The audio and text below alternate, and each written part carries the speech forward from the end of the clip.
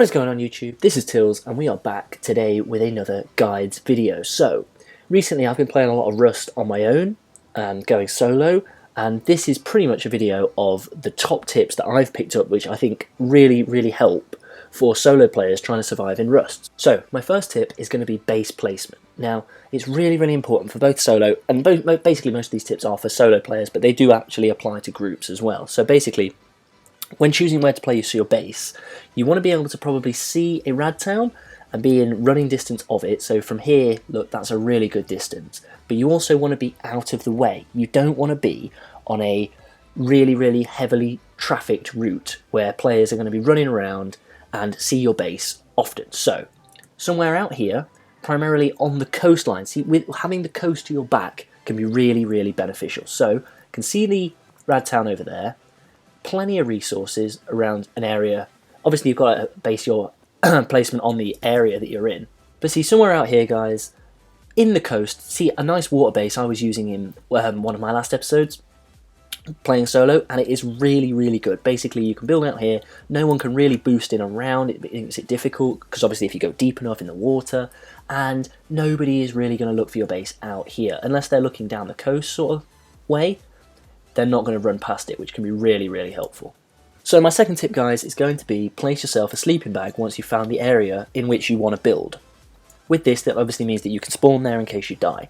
Now what you want to do as well is obviously while you're out gathering your resources, you're always at risk that you could die and lose everything. So where you've got your sleeping bag, either use a small wooden storage box, if you can just get wood and not the cloth that you can for a small stash, or use a small stash. Now with these, come over and as you're going along, store your resources in them. Now this wooden box is really hard to see. Unless somebody's running into this bush, they're not going to find it.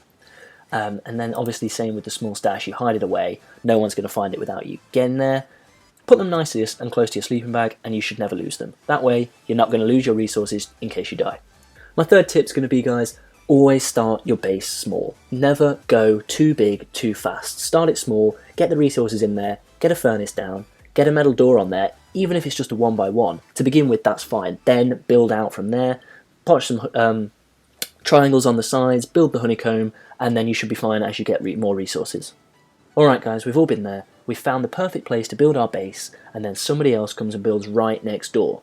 Now for a solo player, this can be really annoying, because obviously what they can do is once they build up, say there's 2 of them or 3 of them, they're going to start camping your base or waiting for you to come out and just killing you and stealing everything you've got, and you've got no backup to protect yourself. So what I advise is go over on the first couple of days that you know they're there, first day, and make friends with them. If you can make some sort of alliance, then you're not going to be killing each other.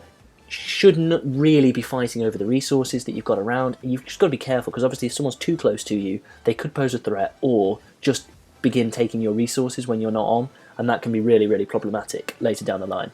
So tip number 5 is going to be use less travelled routes. So what I mean by that is if your base is completely beeline to a rad town or dungeon and you run that way and you come past 1,000 bases along the way, try to go a bit of an outer ring of those bases. You don't want to be running past so many bases every time when you're geared, when you've got loot on you, because you're at risk of losing it. And obviously as you're a solo player, you're not going to have the backup that you would be able to afford when you're playing in a group or a clan.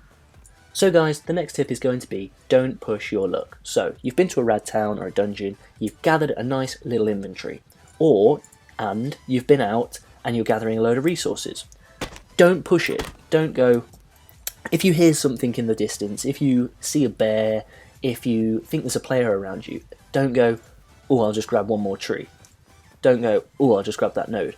If you've got a nice inventory, take it home, lock it, stock it, put it all in a box, and get it safe. You don't want to die and lose it all. Another really helpful tip, guys, is always have spare bows inside your base. So what that does is, say you've just gone outside, you've just been killed, what you can do is you can really quickly just grab yourself a bow and roll straight out and try and kill the person that's just killed you, then hopefully get your loot back. And probably my final tip, guys, is going to be avoid kill on sight. A lot of people roll in 2s, 3s, 4s or big groups, and if you see one guy and take a shot and then 3 more guys roll out of a bush and attack you, you're going to get screwed. What you want to do is, if you think you're going to kill somebody, if you fancy killing somebody, do a nice recce, work out if they are on their own, and that you can take them, obviously. And if not, just try and hide yourself or maybe take a detour around them. If those two don't work and perhaps they see you, if you've got to engage, obviously. But if you can try and talk to players, that is a really, really helpful asset in the game. A lot of people have been talking about how the community in Rust is sort of falling by the wayside, in that a lot of people are just killing on sight and it's taking some of the fun out of the communication aspect. But being able to talk to players in this game is hugely, hugely beneficial to being able to save yourself. Say you're not confident in your abilities with the bow, with a gun, or there's a load of them and you think you're going to die for sure, try and talk to them. Obviously try and defend yourself, of course, but if you can try and defuse the situation, that's awesome too.